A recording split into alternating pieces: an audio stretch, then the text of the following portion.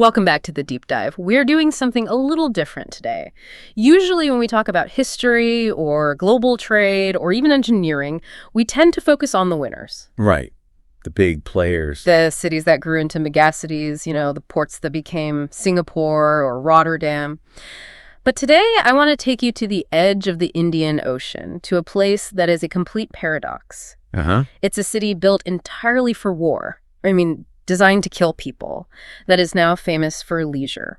It was once the absolute center of the global economy, the fulcrum of the spice trade, and then it lost everything. It became a backwater. And that failure is the only reason it still exists. Exactly. It's a story about how missing the boat, or the steamship in this case, might actually be the best thing that can happen to a place. I love that. We're looking at Galle Fort in Sri Lanka. But before we get into the colonial history and the spice trade, we have to start with something much more recent, something that happened on December 26th, 2004. The Boxing Day tsunami. Right. I think everyone remembers where they were when they saw the footage. It was a catastrophe of biblical proportions.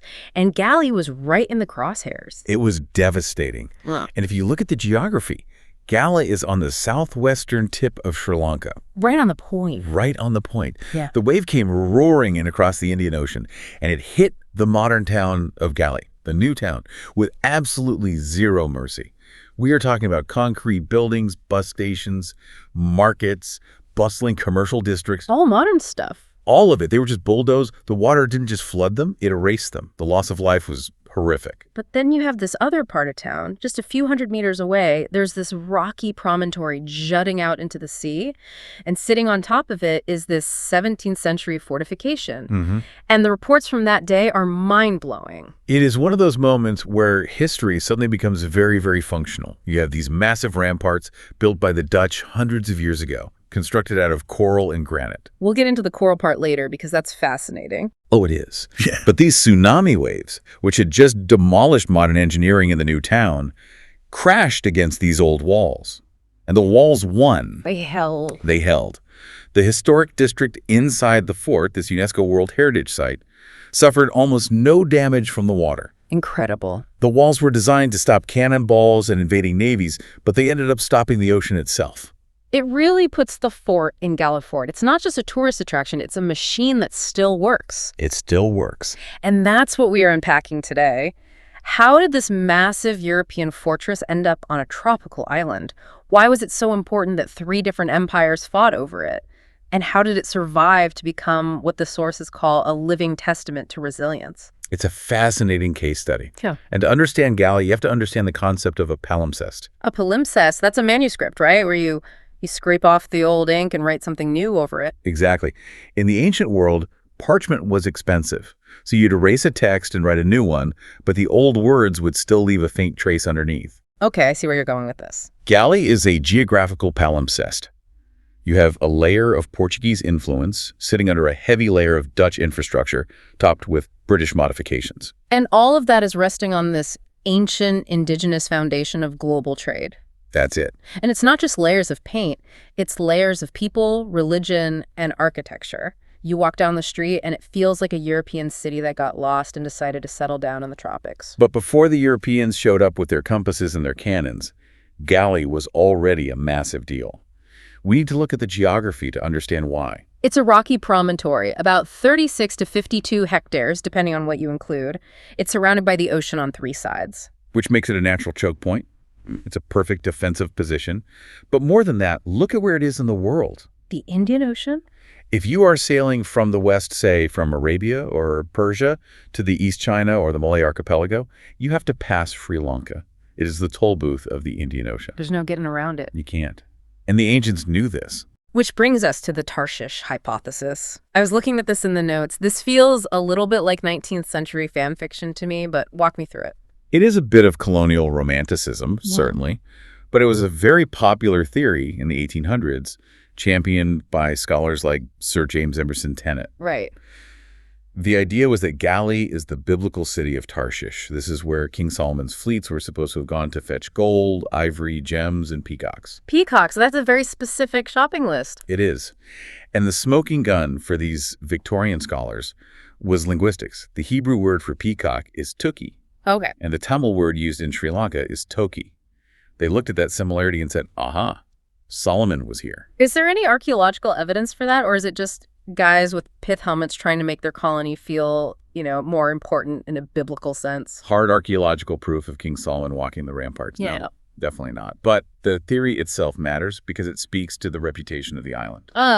Whether Solomon was there or not, the idea that he could have been there was plausible because Sri Lanka has been a resource hub for millennia. Yeah. It had a gravitational pull. Right, the cinnamon, the pepper, the gems, the things people would cross the world for. Exactly. The world came to Galle, and you can see this in the old maps. You look at Ptolemy's world map from roughly 125 to 150 AD. He draws the island, which he calls Taprobane. And he draws a huge... Massive. On the map, it's almost the size of India. Which we know is wrong. Sri Lanka is an island. India is a subcontinent. Why the distortion? Was he just bad at drawing? No, it's a representation of importance, not square footage. It's a mental map. To the Greek, Arab, and Chinese traders, this island loomed large in their minds. It was the place. It's the place where you got the goods that made you rich.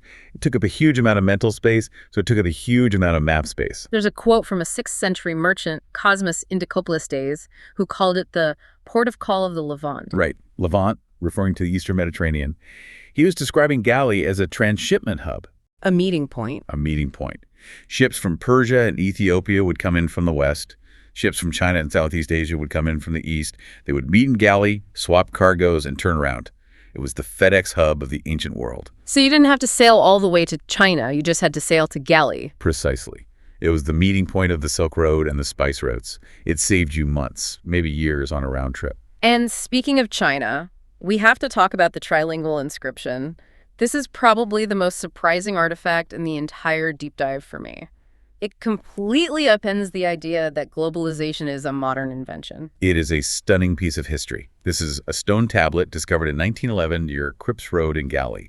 It was installed in 1411 AD by Admiral Zheng He. The famous Chinese explorer with the massive treasure fleets, the ones that dwarfed Columbus's ships. The very same. Now, usually when an imperial power puts up a monument, it's all about, we are great, you are small, bow down. A declaration of dominance. But this tablet is different. It features text in 3 languages. Yeah. Chinese, Tamil, and Persian. Okay, so he's covering his bases linguistically, making sure everyone can read it. But he's also covering his bases theologically. This is the brilliant part. The Chinese text offers praise to the Buddha. Okay, makes sense. He's Chinese. The Tamil text offers praise to the Hindu god Tenavarai Nayanar, who is an incarnation of Vishnu. Right, for the local traders. And the Persian text offers praise to Allah and the Muslim saints. That is incredibly calculated. That's not just a monument. It's a piece of diplomacy carved in stone. It is brilliant diplomacy. In 1411, Zheng, he is acknowledging the 3 primary merchant communities that controlled the trade in Galle: the Buddhists, the Hindus, and the Muslims. He isn't trying to convert them. He's trying to do business with them. He's showing respect. He's showing respect to get market access. It shows that Galle wasn't a monoculture. It was a cosmopolitan, multicultural node long before the Europeans arrived. It's a nice moment of tolerance. Hey, whoever your god is, let's trade. A pragmatic tolerance, for sure. Until, of course, the Europeans do arrive. And then the tone changes significantly. Right. Moving into the Portuguese era, this starts around 1505 or 1506. And it starts with a mistake. A classic navigational error. Yeah. Dom Lourenço de Almeida was sailing for the Maldives. He gets blown off course by a storm and ends up bumping into Galle. Nice island. We'll take it. Essentially. They established a relationship with the king, Dharma Parakrama Bahu. But here's the thing. The Portuguese didn't actually like Galle that much initially. Really? Why not? Their eyes were on Colombo, further north. It had a better harbor, they thought, and was closer to the centers of political power. Galle was the backup plan. So why did they bother fortifying it? Necessity. They're getting attacked.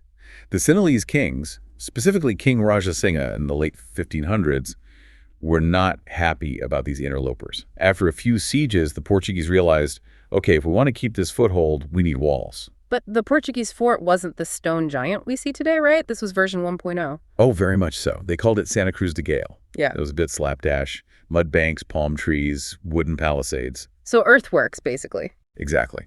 They built a watchtower and 3 bastions on the land side to stop the Sinhalese armies. But it wasn't a masterpiece of engineering. It was functional, but that's about it. There is a detail in the research about who is actually manning these walls that I found fascinating. It wasn't just Portuguese guys named João. No, and this is a part of history that often gets overlooked. The demographics of defense. The Portuguese were stretched thin. Right, they had a huge empire. A huge empire that went from Brazil to Japan. Yeah. They didn't have enough bodies, so they brought in Kafirs. Which is an old and now offensive term for African soldiers. Yes, derived from the Arabic word for non-believer, but it was the term used at the time. These were men, likely from Mozambique or other Portuguese territories in East Africa, brought to Sri Lanka to fight. And what were they armed with? They were armed with bows and arrows, fighting alongside the Portuguese musketeers and the local Lascarans, or native troops, who allied with the Portuguese. So in 1588, on a rampart in Sri Lanka, you have a Portuguese commander, an East African archer, and a Sinhalese soldier fighting against a Sinhalese king. It really complicates the narrative of white colonizer versus local population. It was a global churn of people. Galle was a place where populations from different continents were colliding, often violently. But the Portuguese eventually lose their grip. A new corporate power is rising. A much more organized, much more ruthless power. The Dutch. The VOC, the Dutch East India Company. And they are a very different beast. They aren't just an empire. They are a publicly traded company with an army and a navy. And they want Galle. They want the cinnamon. Galle is the gateway to the cinnamon lands of the South. That's the prize. So in 1640, they lay siege. And it's not just the Dutch, right? They have local allies. They do. It's a brutal affair.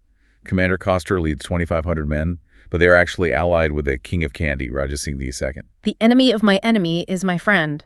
Exactly. The Kandians wanted the Portuguese out, so they helped the Dutch get in. Of course, they would later regret that, but at the time, it seemed like a good idea. So the Dutch take the fort. They capture the fort and they decide, we are not doing palm trees and mud, we are building for the ages. This is the Great Rebuild. This is where Galle becomes Point de Galle. And this is where the engineering nerd in me gets excited. The Dutch transformed this place. They replaced the mud with coral and granite. Coral? Like, from the reef? How does that even work as a building material? Yes, it was the most available material. But it turns out, coral is an excellent building material for fortifications. It's porous. Why is porous good? I would think you'd want something solid. You'd think so, but it's about shock absorption. If you hit a solid granite wall with a cannonball, it might shatter or crack.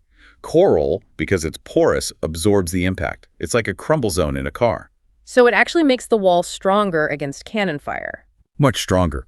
They built these massive ramparts with 14 distinct bastions. Star, Moon, Sun, Triton. These were designed with complex fields of fire overlapping arcs. They were terrified of other European powers, like the British or French, attacking from the sea. So they built a battleship made of coral. Essentially.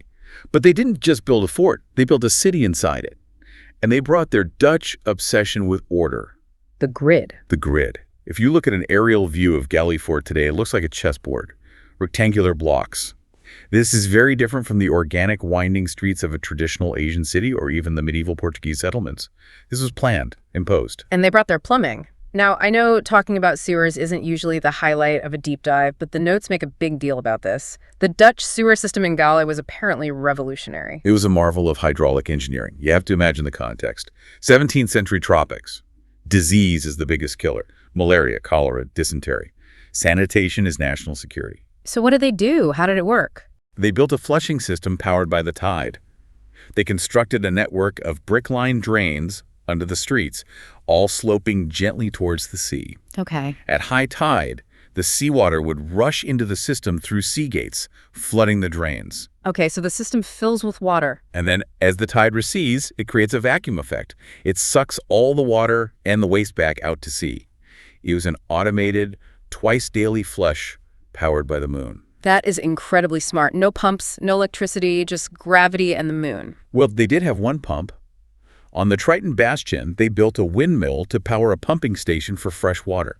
It's a perfect example of technology transfer. Right, taking a Dutch invention and adapting it. They took the Dutch windmill, which was designed for pumping water out of polders in the Netherlands, and dropped it into the Indian Ocean to pump fresh water into the city. It's not just the infrastructure, though. The houses themselves are unique. We talked about the palimpsest, but the architecture is described as a Dutch Ceylon hybrid. What does that mean in practice? This is why the buildings in Galle don't look like buildings in Amsterdam, even though they're Dutch.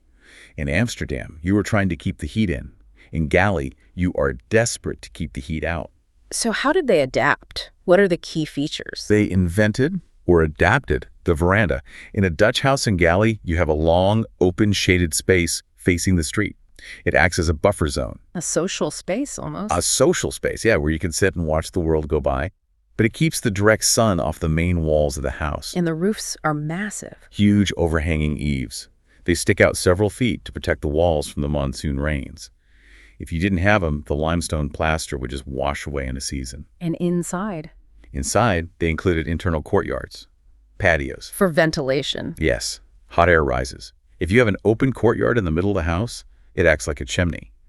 It pulls cool air in from the windows and vents the hot air up and out. It's passive air conditioning. So they're living in these scientifically designed cool houses behind coral walls with self-flushing toilets. It sounds pretty comfortable for the 1600s. For the Europeans, yes. For the people building it, not so much. Right. We need to talk about the economics that paid for all this. Yeah. Because the Dutch didn't build this out of the goodness of their hearts.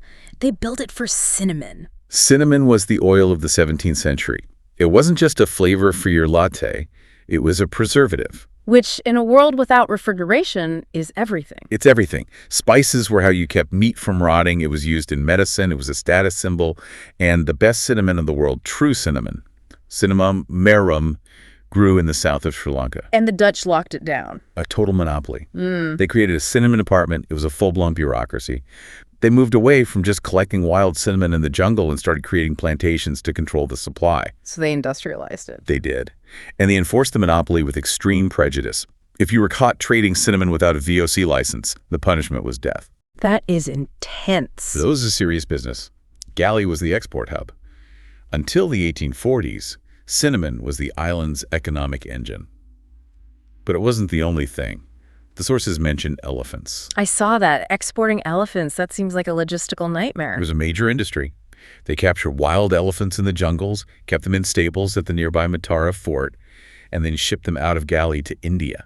What for? They were sold to Maharajas for temple processions or for war.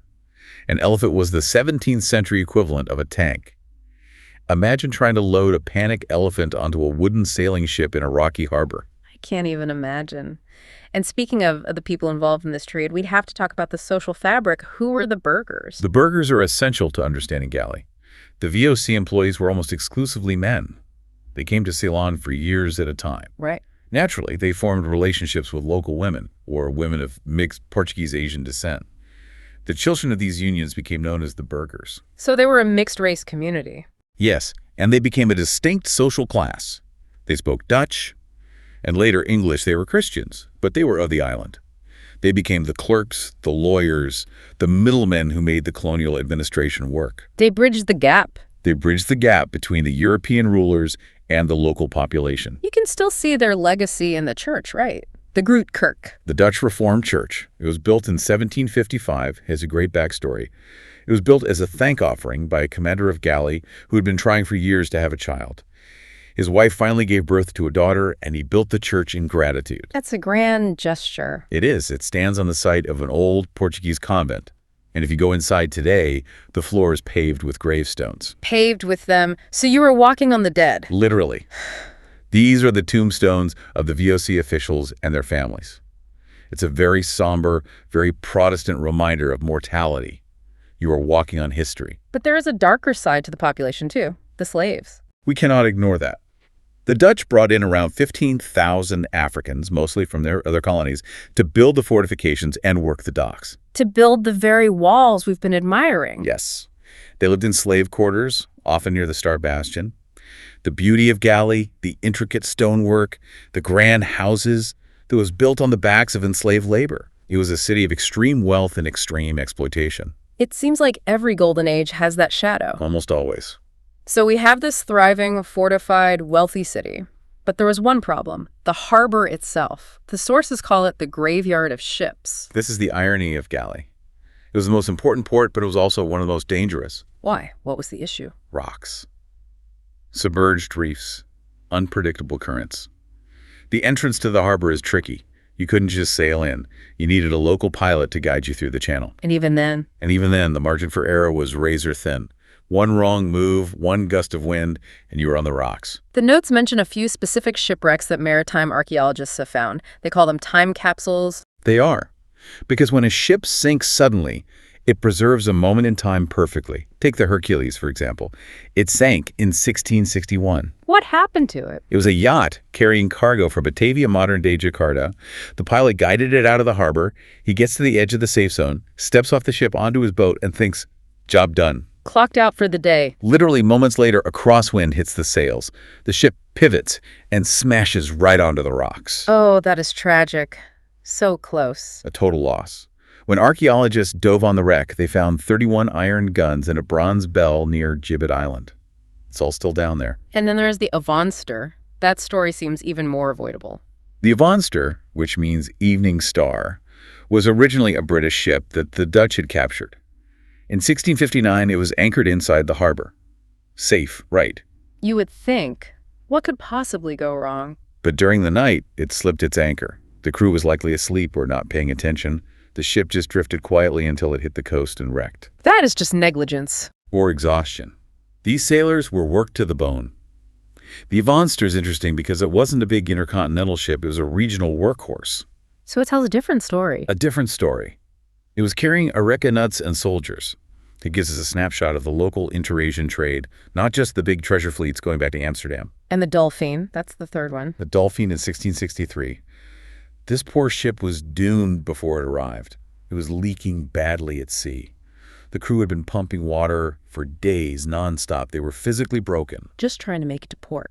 They finally made it just inside the harbor, but they couldn't keep it afloat. They abandoned ship. They saved the money and the cargo, but the ship went down. It really highlights the risk. We think of these companies as printing money, but every voyage was a roll of the dice. Every single one. Yeah. And that's why the Maritime Archaeology Project in the 1990s was so crucial.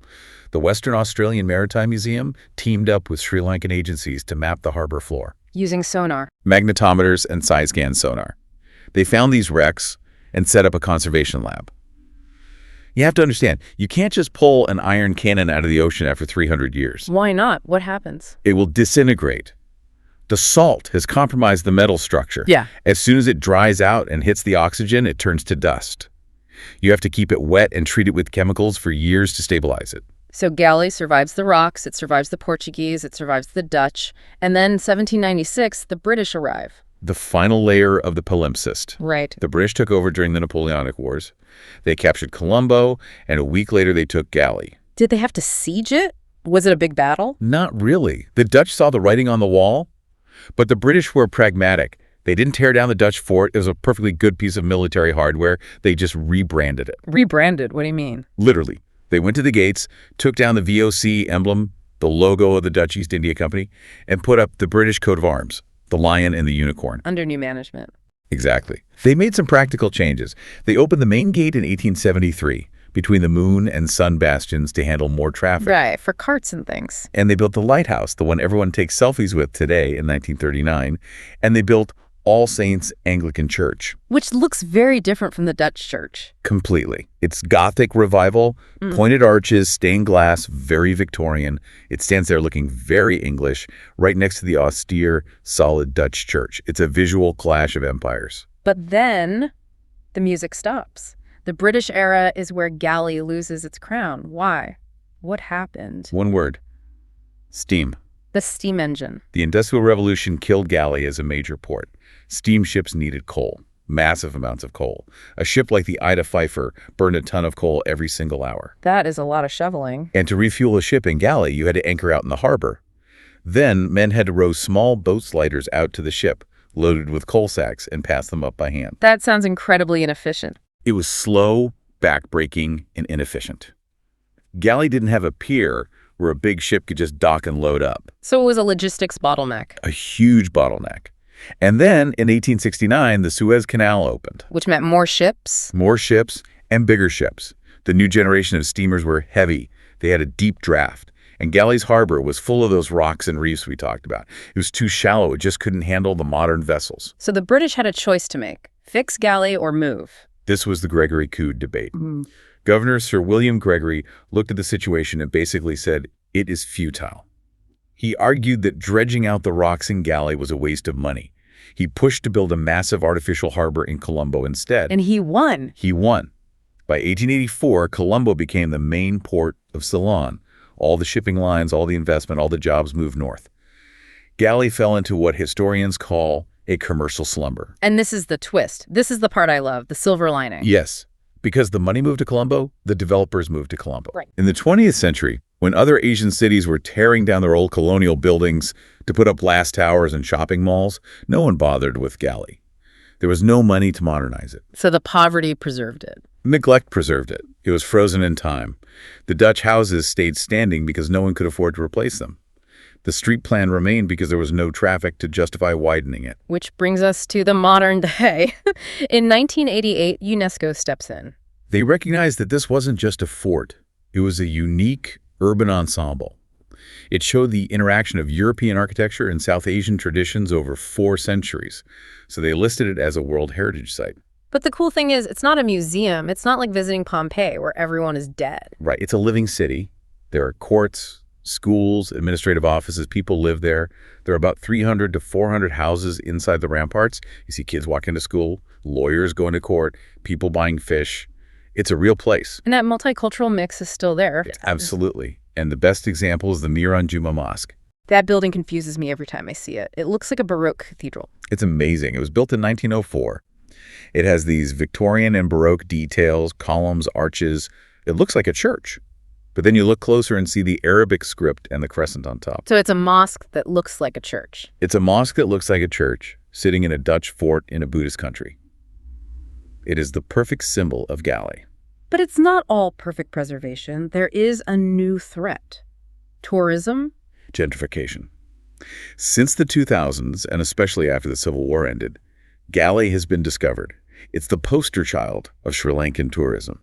Boutique hotels, art galleries, literary festivals. Which brings money in. It does. Yeah. But it also pushes prices up. Mm-hmm. A lot of the old families, the people whose ancestors lived there for generations, are selling up. Foreigners and hotel chains are buying the properties. So there's a tension. A real tension there. Is it becoming a theme park for tourists? Or can it remain a living community? That's the challenge they face now. It's a delicate balance. But before we wrap up, we have to mention one more thing.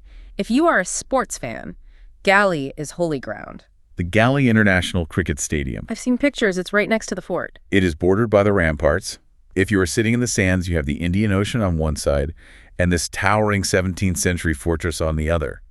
It is widely considered one of the most scenic cricket grounds in the world. It's quite an image, hitting a 6 over the wall that was built to stop cannonballs. It really sums up the transformation, from war to sport, from cannons to cricket. So let's bring this all together. We've gone from King Solomon to the Portuguese, the Dutch monopoly, the British coal problem, and now boutique hotels. What is the big takeaway here? I think the synthesis is that Galle is a paradox. As we said at the start, it was built for war but is now famous for leisure. But the deeper point is about progress. How so? We live in a world that is obsessed with upgrading. Newer, faster, bigger. We assume that modernization is always the goal. But Galle proves that sometimes being left behind is the only way to survive. If Galle had succeeded in the 1880s, if they had dredged the harbor and built the coal piers, the fort would be gone. It would be a concrete container terminal today, like any other port. The failure to modernize is what saved the heritage. That is a powerful thought. Stagnation as a form of preservation. Exactly. Sometimes the best thing that can happen to you is missing the boat. Or the steamship. Or the steamship. So to our listeners, next time you visit a historic town or see an old building that looks a bit worn, don't just see it as old. Look for the layers. Look for the scars, the ramparts, the shipwrecks, the different languages on a stone tablet. They aren't just old stones. They are stories of globalization that started long before the internet. Well said. That's it for this deep dive into Galle. Thanks for listening, and we'll catch you on the next one. Thank you.